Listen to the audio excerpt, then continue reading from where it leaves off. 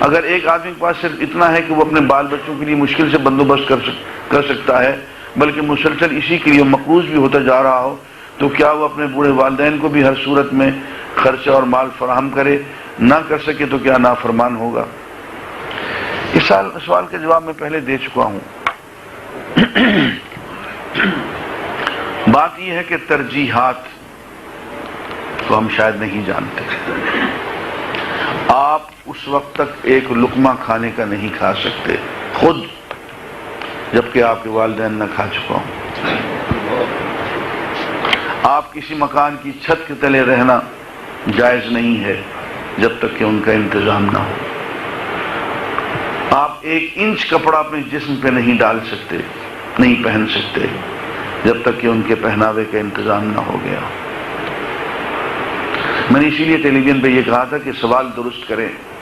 آپ یوں کہیں کہ اتنی مہنگائی ہے کہ والدین کو کھلانے پلانے اور ان کی ضروریات پورا کرنے کے بعد کچھ نہیں بچتا، بچوں کا کیا کریں، اپنا کیا کریں؟ یہ تو سوال بنتا ہے۔ آپ نے سوال ہی الٹ کیا ہے تو اس کا جواب ہم کیا دیں؟ آپ پہلے خود کھا پی کے بیٹھ گئے، بچوں کا پیٹ بھر لیا آپ نے، اور والدین کے بارے میں اب آپ نے سوچنا شروع کیا ہے۔ آپ کی تو سوچ غلط ہے۔ آپ نے بخاری کی وہ حدیث نہیں پڑھی جس میں 3 آدمیوں کا ذکر ہے کہ وہ غار میں گئے، بارش ہو رہی تھی، غار میں چھپ گئے، اوپر سے پتھر لڑھک کے آ گیا، غار بند ہو گئی۔ تو انہوں نے کہا کہ اپنے اپنے اعمال یاد کرو، اگر کوئی نیک عمل کیا ہے تو اس نیک عمل کا واسطہ دے کے اللہ سے بخشش طلب کرو۔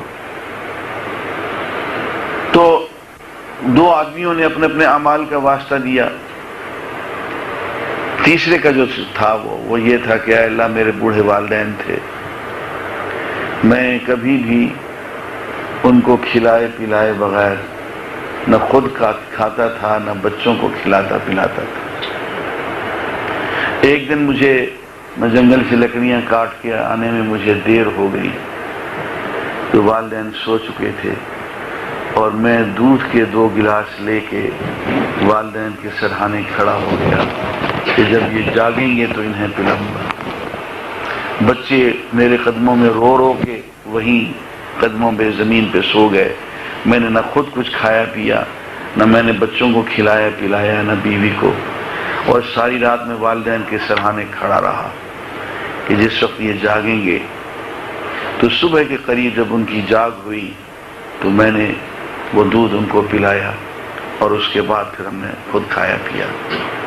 پھر اے اللہ یہ عمل اگر میں نے تیری رضا کے لیے کیا تھا تو اے اللہ آج یہ مشکل حل فرما دے، یہ پتھر دور فرما دے، اور پتھر ہٹ گیا۔ تو عزیزان گرامی، ہمیں اجازت نہیں ہے، اس لیے کہ والدین کے حقوق جو ہیں وہ حقوق نفس پہ فائق ہیں، وہ بیوی کے حقوق پہ فائق ہیں، وہ بچوں کے حقوق پہ فائق ہیں۔ تو جب تک کہ ہم ان کا انتظام پہلے نہ کر لیں، اپنا اور اپنے بیوی بچوں کا انتظام کرنا جائز نہیں۔